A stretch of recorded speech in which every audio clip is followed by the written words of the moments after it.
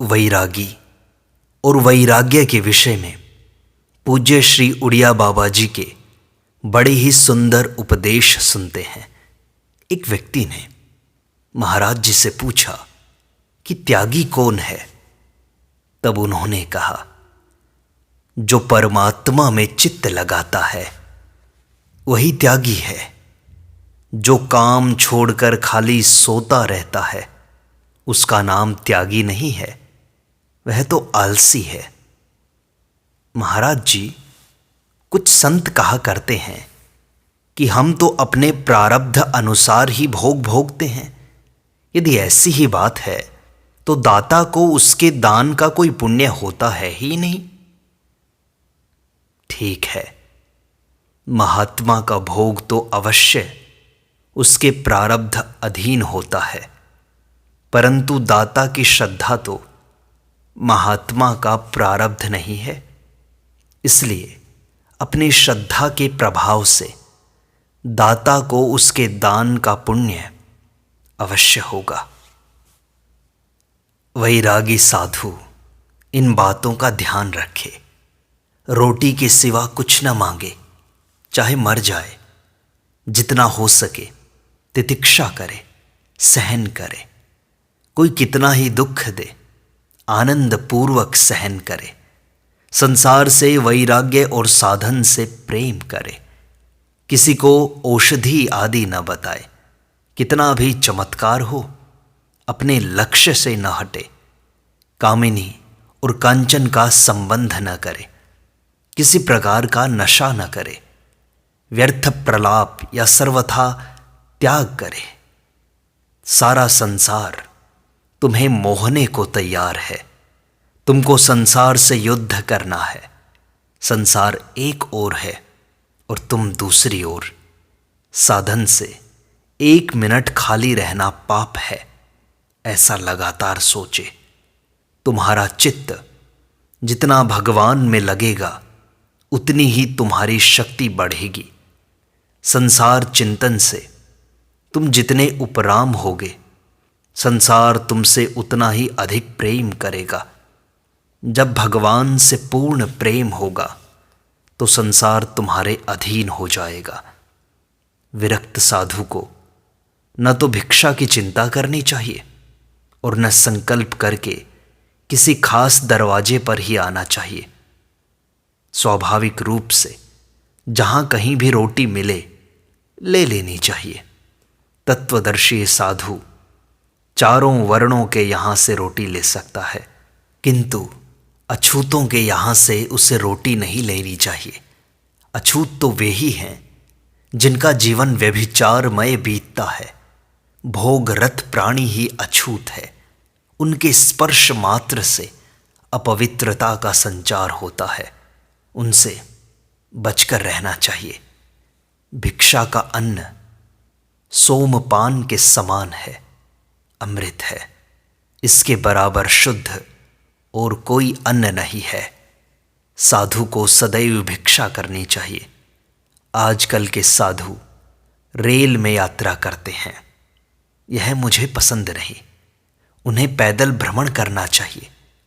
पैदल भ्रमण में बड़े बड़े अनुभव होते हैं। वैराग्य का पता तो पैदल घूमने से ही चलता है। उस समय सुख दुख का पूरा पूरा अनुभव हो जाता है। रुपया पैसा लेने से साधु का तप क्षीण हो जाता है। उसके तप का नाश हो जाता है। यदि रुपए पैसे की ही इच्छा है तो गृहस्थ आश्रम में ही क्यों न रहे। कोई जीविका उपयोगी कार्य क्यों नहीं करे। किसी कवि ने कहा है, माया मंदिर स्त्री धरती और व्यवहार, ये संतन को तब मिले कोपे जब करतार। जब भगवान का कोप होता है तभी साधु को ये वस्तुएं मिलती हैं। यदि उनकी कृपा हो तो साधक को ये वस्तुएं कदापि नहीं मिलेंगी। यदि मिलें तो समझो कोई अपराध हो गया।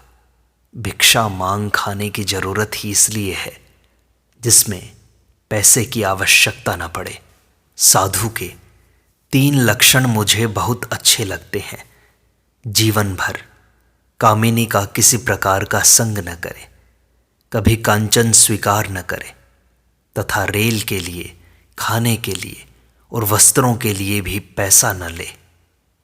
प्राचीन काल में महात्मा लोग सदैव गंगा के किनारे किनारे विचरा करते थे, स्थायी रूप से कहीं भी नहीं रहते थे। दत्तात्रेय जी जहाँ कहीं भी जाते थे वहीं भीड़ हो जाती थी, अतः कभी कभी वे अज्ञात स्थान में भी चले जाते थे। उस समय 6 मास तक पता नहीं लगता था। निरंतर भ्रमण करते रहने से किसी देश का प्रभाव नहीं पड़ता। बड़े बड़े अनुभव होते हैं, विरक्त की चेष्टा उसकी असलियत को बता देती है। विरक्ति छिपी नहीं रहती। एक वैभव संपन्न मुसलमान जमींदार था। काल की प्रेरणा से वह गरीब हो गया, गरीबी में वह फकीर हो गया। वह रात्रि के समय नियम पूर्वक भीख मांगने के लिए बस्ती में जाता था। एक दिन वह अंधेरे में गिर गया। दूसरे दिन से उसने एक नौकर रख लिया। नौकर का काम था फकीर के सामने दीपक दिखाना। फकीर होने पर भी उसके अमीरी के संस्कार नहीं गए थे। इसी प्रकार से यह आत्मा अनादिकाल से महान ऐश्वर्य का भोगता रहा है। यही कारण है जब तक यह इस महान ऐश्वर्य की प्राप्ति नहीं कर लेता तब तक असंतोषी बना रहेगा। असंतोष की निवृत्ति जगत की किसी भी वस्तु से होनी संभव नहीं है। जिसके मन में किसी प्रकार की वासना या कामना नहीं है वही अनिकेती है। घर बनाकर रहने का अर्थ है भोग की सामग्रियों का संचय करके उन्हें भोगना। गीता में जो अनिकेत शब्द आया है वह ममता और कामना से रहित होने के संबंध में है। भगवान के कहने का मतलब यह है कि किसी प्रकार ममता और कामना को मन में स्थान मत दो। अनिकेती होने में जो आनंद है उसका वर्णन नहीं हो सकता। भगवान की कृपा के बिना कोई अनिकेती नहीं हो सकता। नित्य प्रति की प्रार्थना में भगवान से यही याचना करनी चाहिए कि प्रभु अनिकेती बना दो। स्त्री वर्ग से घृणा करने की आवश्यकता नहीं है, किंतु उनसे बचकर रहने में ही कल्याण है। परिपक्व साधना में भी स्त्री स्मरण होना संभव है। उनके स्मरण मात्र से ही दोष हो जाना संभव है। यही बात पुरुष वर्ग के लिए भी उपयोगी है। मन की यथार्थ अवस्था का परिचय तो स्वप्न में ही होता है। यदि स्वप्न में किसी वस्तु तथा किसी संबंधित मनुष्य के दर्शन होते हैं तो समझ लेना चाहिए कि वह वस्तु या व्यक्ति मन में भरा हुआ है। बहुत पुरानी बात है। जबकि मैं कर्णवास की एकांत झाड़ी में अभ्यास करता था, एक दिन स्वप्न में देखता हूँ भिक्षा का समय हो गया। मैंने भिक्षा की झोली उठाई, बस्ती में गया। वहाँ एक चमचमाती चांदी की हवेली दिखलाई दी। मैंने ज्यों ही नारायण हरि की आवाज़ देने का विचार किया, त्यों ही हजारों सुंदरियां थालों में नाना प्रकार के भोजन लिए मेरे सामने आ गई और कहने लगी, बाबा यहीं भोजन कर लो। मैंने कहा, मैं तो एक टुकड़ा लूँगा। स्त्रियों ने आग्रहपूर्वक वहीं भोजन करने को कहा और बोली कि हमारा नियम तो घर पर भोजन कराने का है। मैंने कहा, मेरा भी ऐसा ही नियम है कि मैं भिक्षा में एक टुकड़े से अधिक नहीं लेता और उसे एकांत में ले जाकर मंगलमय श्री हरि को भोग लगाकर पाता हूँ। इतने में मेरी आंखें खुल गई। मन की इस लीला पर बड़ी हंसी आई। पिछली बार ऋषिकेश की यात्रा में मैंने अनुभव किया कि जिस प्रकार गृहस्थ लोग बेकार रहने पर राग द्वेष के शिकार होते हैं, उसी प्रकार जो साधु भजन नहीं करते उनके भीतर भी राग द्वेष घर कर लेते हैं। निठल्ले बैठे रहने पर वे राग द्वेष नहीं करेंगे तो और क्या करेंगे। यह खेद की बात है कि आजकल के बहुत से साधु निंदा स्तुति में ही लगे रहते हैं, जिससे उनकी बड़ी हानि होती है। यदि वे अपना काम अर्थात भजन करते रहें तो उन्हें निंदा स्तुति के लिए अवकाश नहीं मिलेगा। हमारे शास्त्रों में लिखा है कि बगीचे के फूल पत्तों को भी व्यर्थ नहीं तोड़ना चाहिए। साधु को तो इसका विशेष ध्यान रखना चाहिए। कहा भी है, साधु ऐसा चाहिए दुखे दुखावे नाही, फूल पात तोड़े नहीं, रहे बगीचे माही। जो लोग इस संसार में सुख मानते हैं उन्हें परमार्थ पथ में पैर रखने का कोई अधिकार नहीं है। मुमुक्षु का लक्षण तो यही है कि राग उसके हृदय से हट जाता है। जो यह जानता है कि कल हमें यहाँ से जाना है वही सुखी रहता है। वह शारीरिक सुख दुख की कोई परवाह नहीं करता। इस शरीर को तो उसे छोड़ना ही है, अतः शरीर से उसे राग नहीं होता तथा स्त्री पुत्र आदि को भी उसे यहीं छोड़ना है। इसलिए उसकी चिंता भी उसे क्यों हो। साधारणतया जब तक कुछ नहीं मिलता तभी तक त्याग भी रहता है। मिलने पर त्यागना तो बड़ा ही कठिन काम है। कई साधु ऐसे देखे गए हैं कि पहले तो वे बड़े विरक्त थे, फिर जब मारवाड़ी लोग कुएं या धर्मशाला के लिए उन्हें रुपया देने लगे तो उनका सारा त्याग जाता रहा।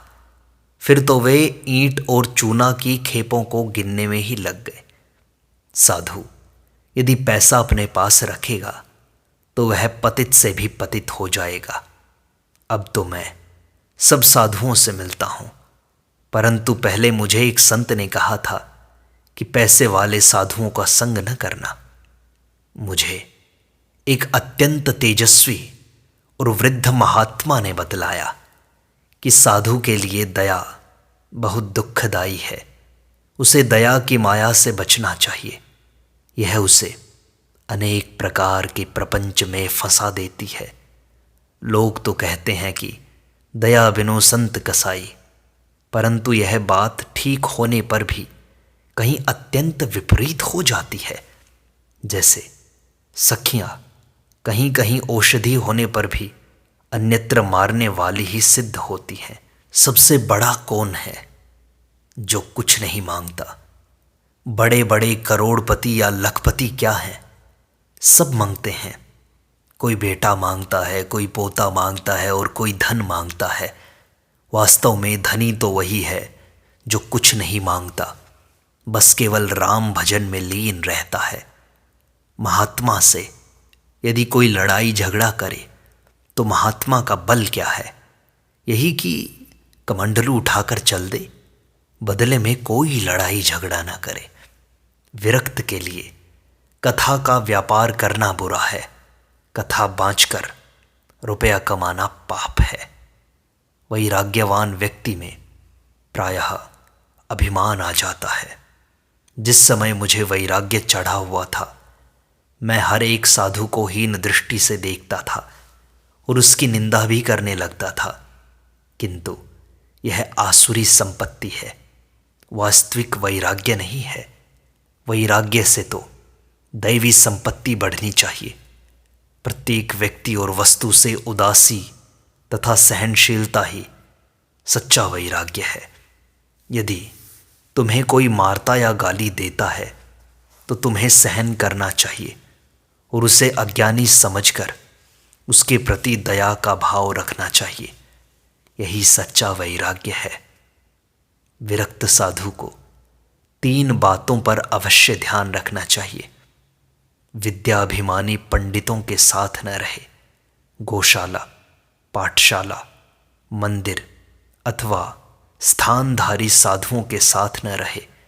इन स्थानों में रहने से विरक्त के मन में भी काम करने की प्रवृत्ति जागृत होगी। अंगुली निर्दिष्ट होकर न रहे, अर्थात किसी एक स्थान या एक व्यक्ति का होकर न रहे। ऐसा होने पर उस व्यक्ति या स्थान से राग हो जाता है तथा उसे कथा या अनुष्ठान कराकर प्राप्ति कराने की इच्छा होती है। यह दया का बंधन वैराग्य का प्रमुख विघ्न है। साधु को फलाहारी, लवण त्यागी, दुग्धाहारी या मौनी होकर नहीं रहना चाहिए। इससे व्यर्थ अभिमान हो जाता है और इस प्रकार का अभिमान वैराग्य को स्वाहा कर देता है। प्रत्येक साधु में ये 7 बातें अवश्य होनी चाहिए: आसन की स्थिरता, ध्यान, समाधि, सहनशीलता, एकांतवास, निरिच्छा, समता। विरक्त को विरक्तों का ही संग करना चाहिए।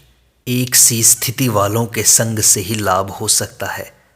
कैसा ही वैराग्यवान हो, वह यदि कर्मकांडी या प्रवृत्ति परायण का संग करेगा तो उसका वैराग्य जाता रहेगा। जो नया विरक्त हो उसे इन नियमों का अवश्य पालन करना चाहिए।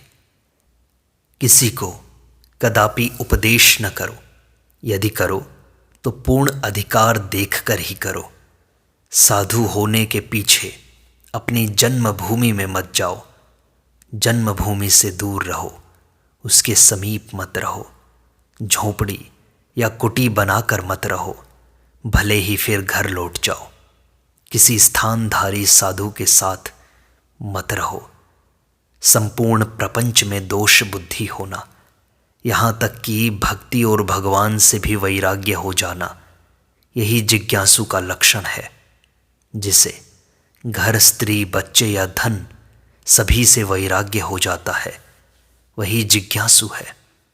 जो वैराग्यवान और सहनशील हो, किसी का अपमान न करता हो, जितेंद्रिय है, सरल हृदय और सत्यवादी हो, किसी विषय में आसक्ति न रखता हो किंतु व्यवहार में आसक्त जान पड़ता हो, अपनी प्रशंसा न करता हो, किसी भी प्राणी या शास्त्र की निंदा न करता हो, समय को व्यर्थ न खोता हो तथा भगवान के ध्यान में तृप्त हो, वह विरक्त हो सकता है।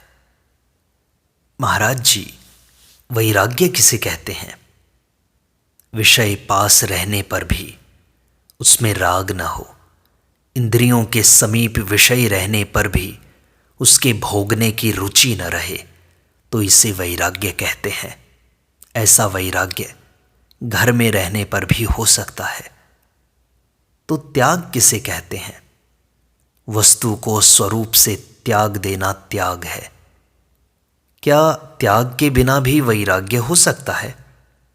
हो सकता है। कैसे? प्रेम होने से। तो भगवत प्रेम के लिए वैराग्य की क्या आवश्यकता है? भगवत प्रेम होने से वैराग्य होगा और वैराग्य होने से प्रेम होगा। इनका परस्पर अन्योन्य संबंध है, अविनाभाव संबंध है। अर्थात वैराग्य के बिना प्रेम नहीं होता और प्रेम के बिना वैराग्य नहीं होता। तो महाराज, क्या साधु का एक जगह अन्न खाना वर्जित है? किसी से मांगना मृत्यु के समान है। मर जाना भला है, किंतु वाणी द्वारा अथवा अन्य किसी चेष्टा द्वारा अपनी आवश्यकताओं की सूचना देना अपना पतन करना है। परोपकार के लिए मांगना भी अनुचित है। साधु को भूख लगने पर रोटी मांग लेनी चाहिए। मधुकरी वृत्ति से रोटी मांगना तो गृहस्थी को कृतार्थ करना है, किंतु दे दो, इस शब्द के कहते ही शरीर में स्थायी रूप से रहने वाले 5 देवता चले जाते हैं। 5 देव ये हैं: ह्री, श्री, धी, ज्ञान और गौरव। केवल मांगने के संकल्प मात्र से चेष्टा में मलिनता आ जाती है। मांगना बड़ा भारी पाप है। कामिनी और कांचन से बचना बड़ा कठिन है। इनमें भी कामिनी से बचना बड़ा कठिन है। एक बार बंगाली बाबा मुझे सुनाते थे कि ऋषिकेश में एक बहुत उच्च कोटि के महात्मा रहते थे। जब वे अपने पांच भौतिक शरीर को त्यागने लगे तो उनके शिष्यों ने कहा, भगवान, आज कृपा करके अपना अंतिम उपदेश दीजिए। आपने अपने शिष्यों से कहा कि देखो, यदि लाहौर से लेकर ऋषिकेश तक स्वर्ण का पहाड़ हो तो मेरा मन उसे पाने के लिए चंचल नहीं होगा, किंतु मुझे स्त्रियों में बिठा दिया जाए तो आशा नहीं कि मेरा मन चंचल न हो। उनके कहने का अभिप्राय यही था कि कामिनी से बचना बड़ा कठिन है। विषयी पुरुष का संग विषय से भी बुरा है। भोगी पुरुषों के संग से विषयों की बातें करते करते तुम्हारा मन खराब हो जाएगा। मुख से जो कुछ बोले वह भगवत चर्चा से भिन्न और कुछ न हो, फिर तुम्हें निंदा स्तुति का अवसर कैसे मिल जाता है। सांसारिक बातें जहां तक हो ना बोलो, दुनिया का चिंतन ना करो, दुनिया की बात ना करो, दुनिया की क्रिया ना करो। जो पुरुष इन तीनों नियमों का पालन करता है वही परमार्थ साधन कर सकता है। जब तक वैराग्य ना हो तब तक ध्यान योग में तत्परता नहीं हो सकती। दरिद्री वही है जो विषयों में फंसा है, और धनी वही है जिसे किसी भी चीज़ की इच्छा नहीं है। दुनिया की इच्छा छोड़ दो और सब सहन करो, यही महापुरुषों का लक्षण है। पशु वही है जो स्वभाव को वशीभूत नहीं कर सकता। हमें यदि अफीम खाने की आदत है और हम उसे त्याग न सकें तो हम पशु ही हैं। जीव पागलों की तरह झूम रहा है, इसका असली अनुराग किसी में नहीं है। यह तो पागल कुत्ते की तरह चारों ओर डोल रहा है। जो चीज़ नाना होती है उसमें पूर्ण अनुराग हो ही नहीं सकता। विषय अनेक हैं, इसलिए उनमें असली अनुराग नहीं हो सकता। अनुराग निरंतर चिंतन से होता है। वाणी से उसी का गुणगान करें, हृदय से उसी का चिंतन करें और नेत्रों से उसके सिवा और किसी को न देखें। सिया राममय सब जग जानी। इस प्रकार जगत नहीं, बस सिया राम ही देखें। सिया राम ही इष्ट रहें। उसके सिवा जो कुछ मन में आए उसे हटाते रहें। संसारी बातों से सुख या शांति मिल जाएगी, ऐसा सोचना मूर्खता है। सच्चे वैराग्यवान को जो आनंद प्राप्त होता है वह और किसी को प्राप्त नहीं हो सकता। ब्रह्मा आदि भी उस आनंद के लिए तरसते हैं। इंद्रियों से वैराग्य होने पर भाव होता है और भाव से वैराग्य होने पर ज्ञान। जब तक संसार से, इंद्रियों से और भाव से वैराग्य नहीं होता तब तक कोई जिज्ञासु नहीं हो सकता। जन्म जन्मांतरों से हमारा विषयों में अनुराग है, इसी से भगवान में अनुराग नहीं होता। भगवान में पूर्ण अनुराग हुआ कि संसार से छुटकारा हो जाता है। जिस प्रकार निद्रा का अंत और जागरण दोनों एक साथ होते हैं। श्री अच्युत मुनि जी कहा करते थे कि त्याग करना तो बड़ा सहज है, किंतु वैराग्य होना बड़ा कठिन। त्याग का अर्थ है किसी वस्तु को छोड़कर दूर चले जाना, किंतु वस्तु पास हो अथवा दूर, हृदय में उसके प्रति राग न रहना, इसका नाम वैराग्य है।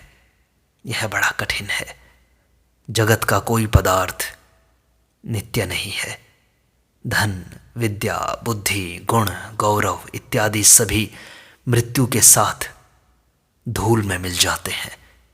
यदि परमात्मा में राग न हो और घर छोड़ दो तो इसे वैराग्य नहीं कहते।